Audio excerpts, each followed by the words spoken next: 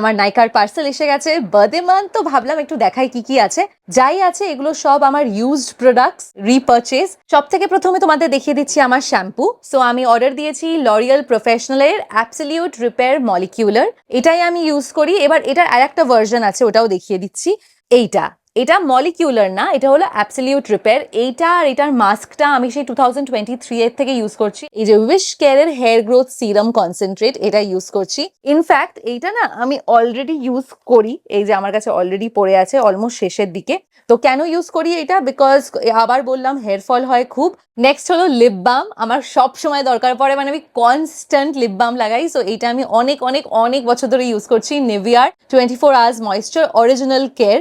Next হলো Nivea natural glow smooth skin, basically under আর্মের যে রোল অনস গুলো, এটা আমি যখন বেরোই বাড়ির থেকে তখন ইউজ করি। আমি সত্যি বলছি, এটা তোমরা ইউজ করে দেখো, কোনো আন্ডার আর্মসই ওডার বেরোবে না, খুব সুন্দর গন্ধ বেরোয়।